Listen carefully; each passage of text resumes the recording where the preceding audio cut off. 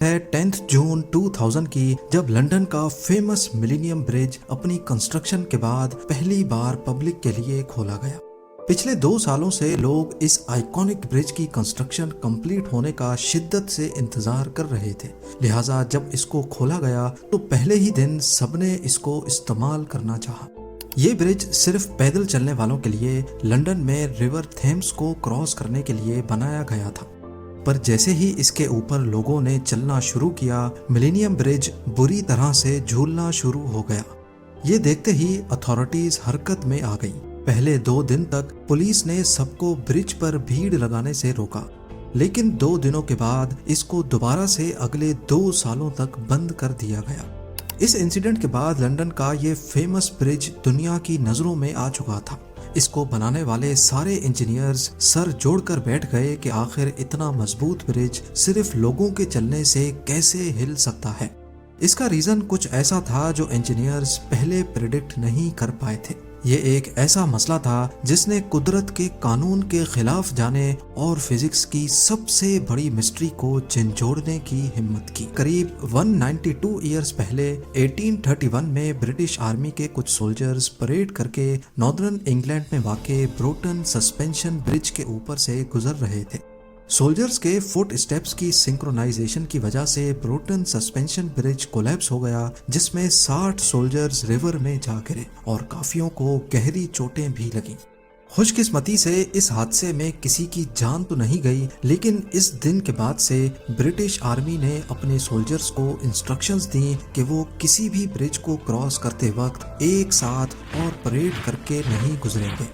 ये ना सिर्फ ब्रिटिश आर्मी बल्कि अगले कई सालों तक दुनिया भर में मिलिट्रीज की प्रैक्टिस रही, बल्कि कहीं कहीं तो आज तक इसको फॉलो किया जाता है। ये तो सोल्जर्स थे जिनके एक साथ पड़ने वाले कदमों ने ब्रोटन सस्पेंशन ब्रिज को गिरा दिया, लेकिन लंदन के मिलेनियम ब्रिज की फुटेज में देखा जाए तो एक अजीब चीज नोटिस करने को मिलती है। यहाँ पर चलने वाले लोग तो कोई सोल्जर्स नहीं है, पर इनके फुट स्टेप्स, इनके कदम आपस में इतने ज्यादा सिंक्रोनाइज्ड क्यों हैं? और 21वीं सदी में बनने वाला ये मॉडर्न फुट ब्रिज इनकी सिंक्रोनाइजेशन बर्दाश्त क्यों नहीं कर पाया? इस बात का जवाब हमें 350 साल पहले हुए एक एक्सपेरिमेंट से मिलता है। 1665 में एक famous Dutch physicist Christian huygens ने दुनिया की पहली पेंडुलम क्लॉक बनाई थी। इनका मकसद समंदर में सेलर्स को ये बताना था कि वो इस वक्त कहाँ पर हैं। पहले दौर में सेलर्स समंदर में अपनी लोकेशन का अंदाजा सूरज या स्टार्स की पोजीशन देखकर लगाते थे, लेकिन ये सिर्फ एक अंदाजा होता था। इससे लैटिट्यूड यानी नॉर्थ साउथ पोजीशन तो पता चल जाती थी, लेकिन अगर उनको एक्यूरेट टाइम पता होगा तो उससे उनको लॉन्गिट्यूड यानी अपनी ईस्ट वेस्ट लोकेशन का भी पता चल सकेगा। उस दौर में जो घड़ियां होती थीं वो एक दिन में 15 मिनट तक या तो आगे या पीछे हो जाती थी, यानी वो इस काम के लिए बेकार थी। huygens की बनाई हुई पेंडुलम क्लॉक दिन में सिर्फ 15 सेकंड तक आउट होती थी। huygens का प्लान था कि वो एक शिप में 2 पेंडुलम क्लॉक्स को हैवी वेट के साथ लटकाएंगे, ताकि समुद्री लहरों की वजह से पेंडुलम क्लॉक का मोशन भी डिस्टर्ब ना हो और अगर एक खराब हो जाए तो बैकअप क्लॉक भी मौजूद हो। इन पेंडुलम क्लॉक्स को चेक करने के लिए huygens ने पहले दोनों को अपने घर पे ही एक लकड़ी से लटकाया। दोनों क्लॉक्स को एक एक करके स्टार्ट किया, लेकिन कुछ ही देर बाद उन्होंने नोटिस किया कि दोनों क्लॉक्स आपस में सिंक्रोनाइज हो गई हैं।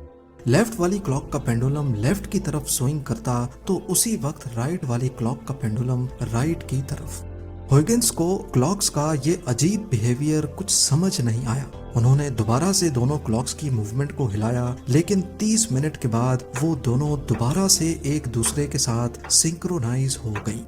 huygens का ख्याल था कि शायद इन दोनों के बीच में एयर प्रेशर का कोई कनेक्शन है, लिहाजा उन्होंने दोनों क्लॉक्स के बीच में एक कार्डबोर्ड रख दिया। लेकिन 2 मिनट के बाद वो क्लॉक्स एक दूसरे के साथ दोबारा सिंक्रोनाइज हो गई। फिर आखिरकार उन्होंने दोनों क्लॉक्स को एक दूसरे से अलग कर दिया, एक को एक कुर्सी से लटकाया तो दूसरी को दूसरी कुर्सी से। तब जाकर उन्होंने नोटिस किया कि क्लॉक्स का ये इनविजिबल कनेक्शन अब टूट चुका है। पर जब ये दोनों एक ही लकड़ी से लटकी हुई थी तब उनका आपस में क्या कनेक्शन था? इस वीडियो में 32 मेट्रोनोम्स को एक टेबल पे रखकर अलग अलग टाइम पे स्टार्ट किया जा रहा है, यानी इनकी स्टार्टिंग सिंक्रोनाइज्ड नहीं है, लेकिन सिर्फ 2 ही मिनटों के बाद आप देख सकते हैं कि ये 32 की 32 मेट्रोनोम्स हैरत अंगेज तौर पे खुद ब खुद आपस में सिंक्रोनाइज हो गई हैं, जबकि बज़ाहिर इनका इस टेबल के अलावा आपस में कोई कनेक्शन नहीं है। सिंक्रोनाइजेशन का ये सीक्रेट कनेक्शन सिर्फ नॉन लिविंग थिंग्स पर ही अप्लाई नहीं होता। फायरफ्लाइज, जिनको हम जुगनू भी कहते हैं, ये भी आपस में बहुत अच्छे दोस्त होते हैं। रिसर्च में ये नोटिस किया गया है कि जुगनू जब एक साथ होते हैं तो वो सारे आपस में सिंक्रोनाइज होकर एक साथ चमकते हैं, पर इसके लिए जरूरी है कि एक जुगनू दूसरे से इतना करीब हो कि उसका फ्लैश दूसरे तक पहुंच सके।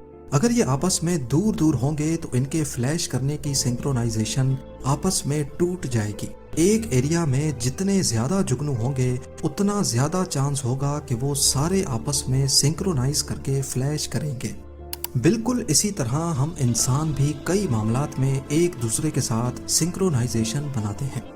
इस वीडियो में ऑडियंस एक परफॉर्मेंस के लिए तालियां बजा रही है।